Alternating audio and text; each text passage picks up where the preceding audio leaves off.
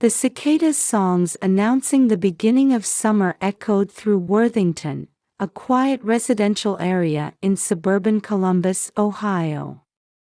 Though the sun had just set, the sticky humidity clung to one's skin.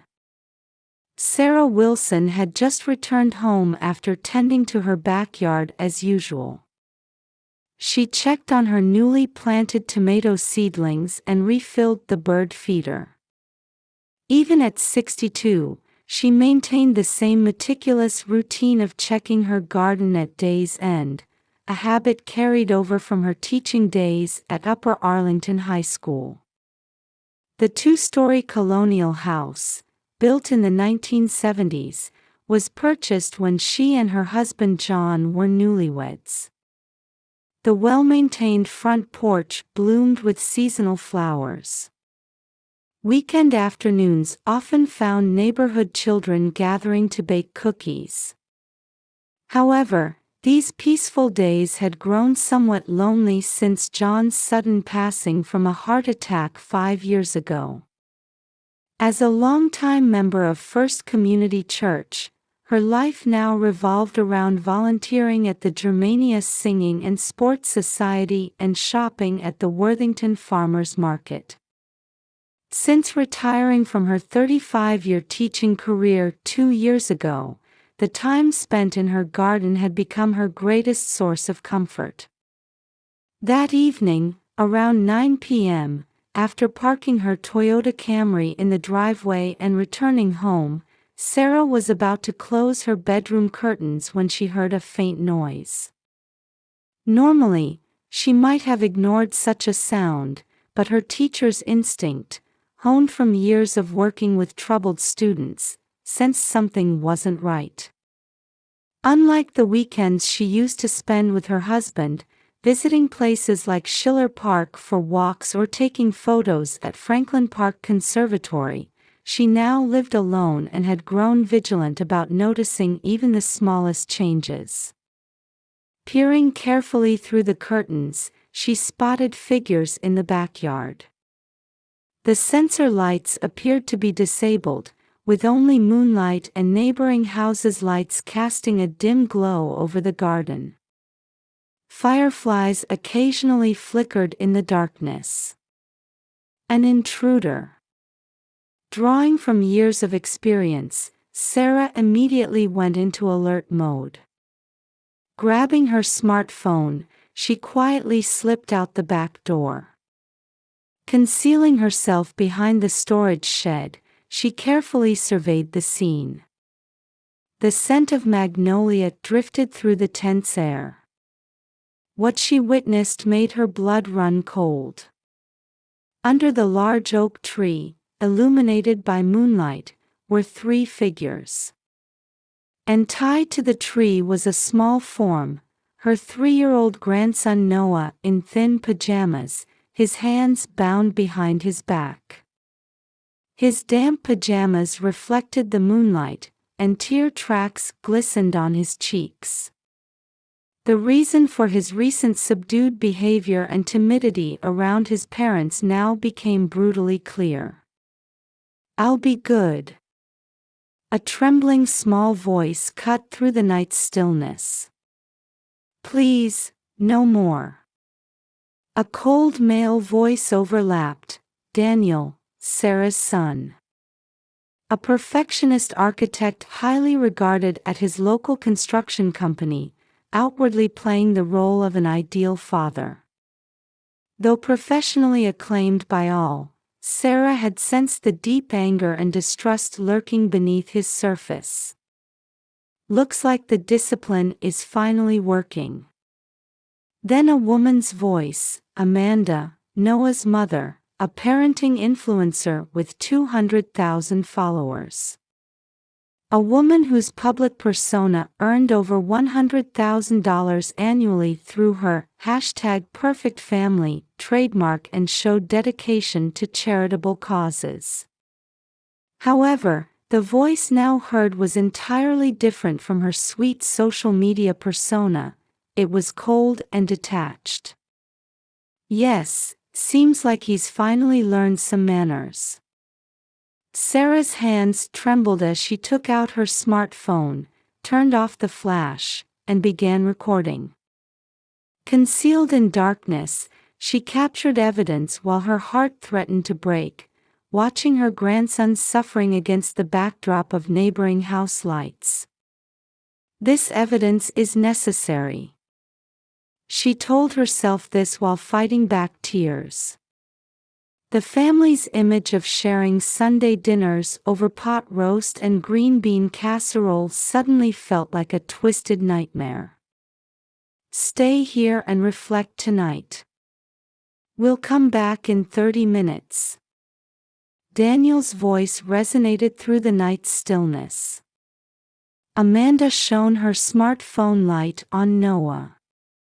The beam highlighted the expression of terror on his young face.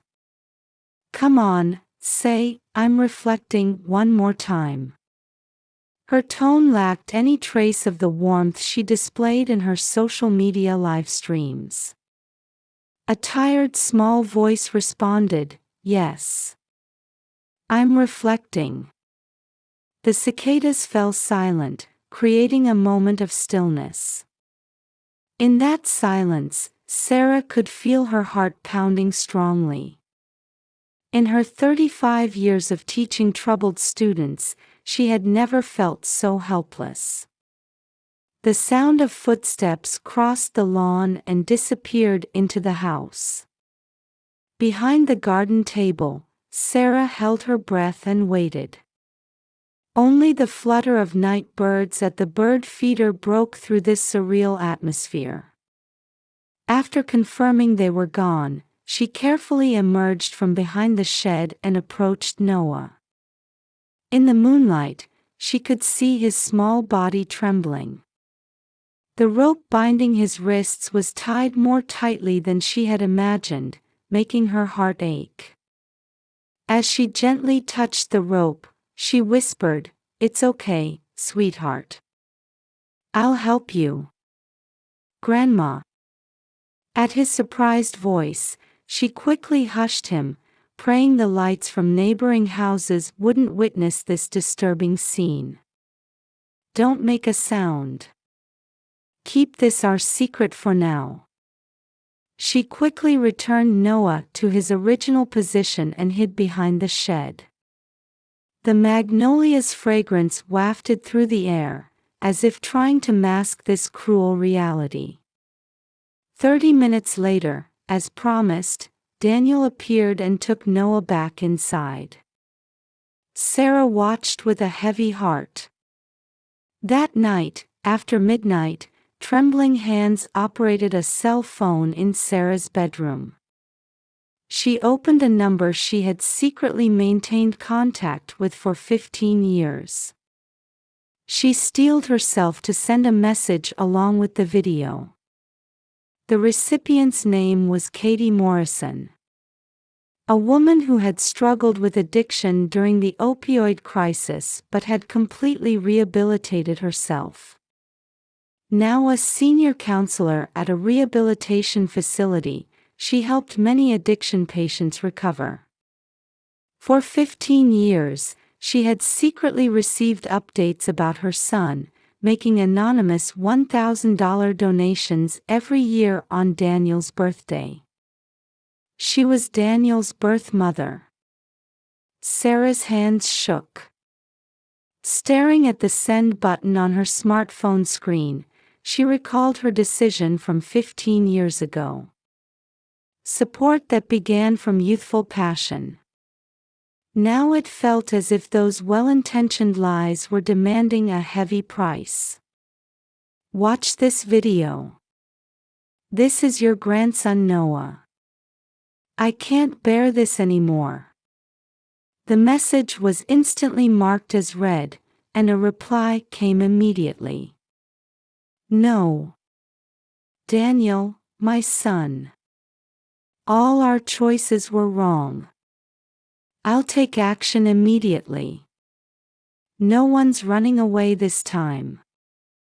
But carefully. I have connections. I'll follow the proper professional procedures. That night, Katie began taking action. She contacted the Franklin County Children's Services 24-hour hotline, initiated procedures to preserve the video evidence, requested the formation of an emergency response team, and prepared reports for the Ohio Department of Job and Family Services. Drawing on her credentials and experience as a senior counselor, she developed the most effective intervention strategy. In her dark bedroom, Sarah stared out the window. While remembering happy days spent with John, she continued to pray about what tomorrow would bring to this family. 15 years ago, in the Upper Arlington High School staff room, spring sunlight streamed through the window, illuminating a newspaper spread across the desk. Local construction company president's wife arrested for drug possession. When Sarah's eyes caught that headline, she recognized the woman in the photograph. Katie Morrison, Daniel's mother. Charges of illegal opioid possession and use. According to the article, she had already been in long-term dependency. Sarah's mind flashed back to events from several weeks earlier. After school tutoring hours, a young man suddenly appeared in her classroom. It was Daniel, then attending architectural school. Having noticed changes in his mother, he had come seeking help from his former teacher. "Teacher. My mom, something's wrong." The home situation described in his trembling voice. His mother's increasingly erratic behavior. Deteriorating trust. The loneliness of being unable to seek help. "Is there anything I can do?" When Sarah asked this, she couldn't have imagined how this one question would dramatically change her life. And now, in the prison visiting room. Under cold fluorescent lights, Katie was crying. "Teacher, please, take care of Daniel." Sarah took a deep breath and made her decision. "I'll look after him until you rehabilitate. I promise I'll recover and become a mother worthy of seeing my son again." Those words weren't lies. Katie showed exemplary behavior in prison and earnestly participated in rehabilitation programs. She pursued education and obtained counselor certification. After release, she began supporting addiction patients, using her personal experience. However, what was meant to be temporary care gradually became a permanent secret. Daniel immersed himself in work, distinguished himself in architecture, and gained recognition as an excellent architect in the region. His pursuit of perfection sometimes bewildered his colleagues. He later married Amanda and appeared to build an ideal family on the surface. Amanda increased her social media followers.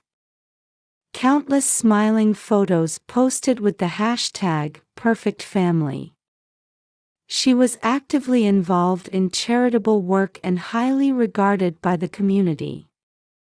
But Sarah could see it.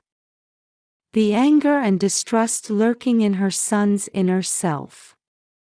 Her daughter-in-law's obsessive perfectionism, trapped in social media's illusions. And most importantly, the recent changes in her grandson Noah. During weekly Sunday dinners, as the aroma of pot roast filled the air, Sarah would quietly study the family photos. Year by year, Noah's smile had been fading. The once energetic grandson gradually becoming withdrawn around his parents. And tonight, all those reasons were revealed in a cruel way. A decision made from kindness 15 years ago. Supporting a mother by giving her a chance at rehabilitation. However, Sarah now keenly felt that the price had been far too high. Outside the window, cicadas continued to sing. In the humid night air, past and present intertwined. And the time for a new decision was approaching. The next morning, a Franklin County Children's Services vehicle quietly parked in front of the Wilson House in Columbus's upscale residential area. It was 10 a.m. Amanda was busy preparing for a scheduled charity event. "Today, I'll be live streaming about our fundraising activities for underprivileged children." Amanda addressed her followers in her usual friendly voice, smartphone in hand. On the other side of the screen, thousands of followers were already sending comments.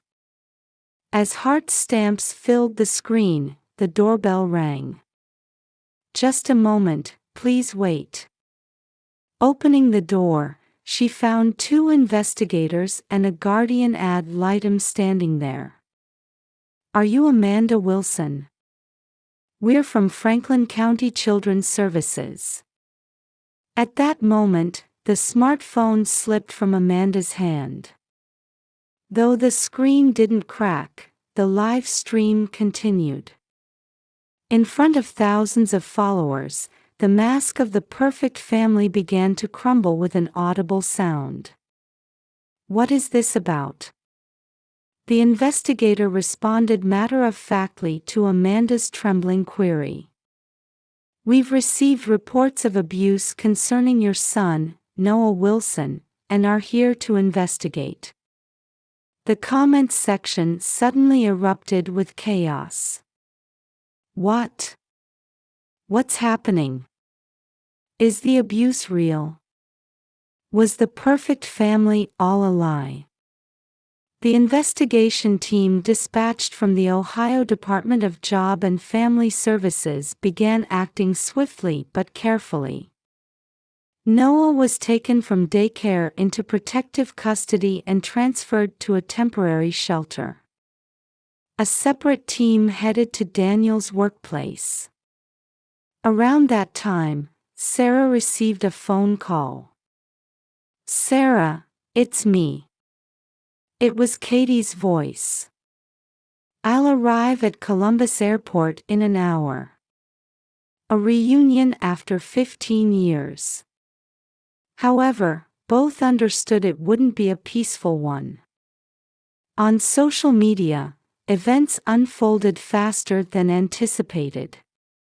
Amanda's live stream was rapidly shared, and past posts began to be scrutinized in detail. The discomfort visible in seemingly perfect family photos. Changes in Noah's expressions. And occasional glimpses of suspicious bruises. Sponsorship termination notices arrived one after another. "Our company does not condone any form of child abuse. Given the severity of this matter, we are terminating our contract effective immediately." Amanda's social media income, which had supported the majority of her annual earnings, began draining away like sand in an hourglass. Meanwhile, at the construction company office, Daniel was exploding with rage. "Who did it? Who reported us?" The sound of him striking his desk echoed throughout the office. His colleagues were speechless, having never seen this side of him before. That afternoon, Columbus local news covered the story extensively. Parenting influencer couple under investigation for suspected child abuse. What lies behind social media's perfect family? And in the evening, Katie Morrison appeared before her son for the first time in 15 years. At the Franklin County Children's Services office, she was preparing to begin proposals for family reconstruction, utilizing her expertise as a senior counselor. A mother who had overcome opioid addiction and now supported others' recovery. Her very presence delivered a significant shock to Daniel's heart. The counseling room at Franklin County Children's Services was bathed in soft afternoon light. Eggshell-colored walls, warm wooden furniture, and potted plants by the window. The space seemed designed to quietly absorb the emotional storm about to unfold. Under the supervision of a licensed clinical social worker, Sarah, Daniel, Amanda, and Katie took their seats. Glasses of water sat untouched on the table. "Please let me begin." Katie started with a voice heavy with 15 years of weight. "I recovered from drug addiction and have been waiting all these 15 years. Every year, I made anonymous donations on your birthday and received updates about you through Sarah." Daniel's expression hardened. "So what? You stopped being my mother when you abandoned me 15 years ago." "Daniel, that's not true," Sarah interrupted. "Back then, we..." "Shut up." Daniel's angry voice echoed through the room. "You're all liars. I can't trust anyone." Amanda sobbed while clutching her smartphone. The screen showed notifications of contract terminations arriving one after another. The sound of her carefully constructed illusory world crumbling seemed almost audible. I just tried to be a perfect mother." Katie quietly shook her head at those words. "Perfect parents don't exist. We all make mistakes. What matters is whether we can learn from those mistakes and change." Her words, backed by professional experience, resonated with weight. "I'm truly sorry for hurting you." Katie's voice trembled. "But inflicting those same wounds on your son Noah as new scars is absolutely unforgivable." Sarah wiped away tears as she continued. "My judgment was wrong. What was intended as kindness ended up creating new sorrows. I was turning away from reality." Amanda mumbled, seemingly reflecting on her actions for the first time. "Intoxicated by my perfect self on social media. I couldn't even notice my son's suffering." Just then, there was a knock at the door, and the Guardian ad litem entered. "Noah's temporary protective custody has been officially decided. Until the court makes its ruling, supervised visits will be conducted under grandmother Sarah's supervision." Daniel tried to strongly object to this decision. However, Katie's next words momentarily halted his anger. "Daniel, you've succeeded as a respected architect. But you've left the crumbling parts inside your heart unattended all this time. Now is the time to repair those." The evening light streamed through the counseling room window. The words exchanged in this room were meant to be a new beginning for a family that had both hurt and been hurt. 3 months later, in autumn, colorful fall leaves danced in Sarah's backyard. "Grandma, this leaf is beautiful." Noah's cheerful voice rang through the garden. In his new life that began with protective custody, he was gradually regaining his naturally energetic personality. Today was a supervised visitation day.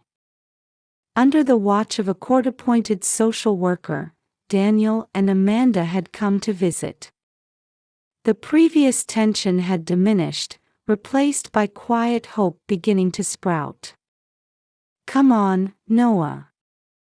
Let's harvest tomatoes together. Sarah took her grandson's small hand and led him to the vegetable garden. The seedlings planted in spring were now heavy with fruit. Can Daddy and Mommy help too? At Noah's innocent question, though showing a moment's hesitation, they approached the garden. Katie was also present as a counselor. Her professional knowledge played a crucial role in the family's healing process. Touching soil has healing properties. At Katie's words, Amanda gave a small nod. Having completely withdrawn from social media and begun volunteering at the community garden, she was starting to experience real warmth beyond the virtual world. Daniel continued attending trauma therapy twice a week. Facing childhood trauma and understanding his behavioral patterns wasn't easy. However, meeting fathers with similar experiences in First Community Church's support group, he was slowly beginning to open his heart. Noah, these tomatoes grew well. Daniel's voice no longer carried its previous sharpness. Instead, there was an awkward gentleness to it. 6 months later, a small barbecue party was being held in Sarah's backyard before the Christmas season. Grandma. At Noah's call, Katie turned around. Somehow, he had naturally accepted having 2 grandmothers. The court-supervised visitation program was entering its final phase. Steady progress was being made toward family reunification. This sausage is delicious. Seeing Amanda's natural smile, Sarah felt tears welling up. Gone was the artificial perfection, replaced by genuine warmth. Daniel and Katie were quietly conversing by the barbecue grill. It would still take time to fill the 15-year void. Nevertheless, a definite bond was beginning to form between them. It wasn't perfect. Yet here was the shape of a definitely real family. At dusk, they gathered to take a family photo under the oak tree. The place that had once been the stage for cruel events had now been reborn as a symbol of healing. Say cheese. As the shutter clicked, everyone showed natural smiles. The photograph captured the image of a family that, though wounded, was striving to overcome their past. No more pretending to be the perfect family, no more turning away from past mistakes. Just moving forward, one step at a time, here in this place, with these members. The flowers planted in Sarah's garden would sprout new life come spring. This family, too, was about to welcome a new season.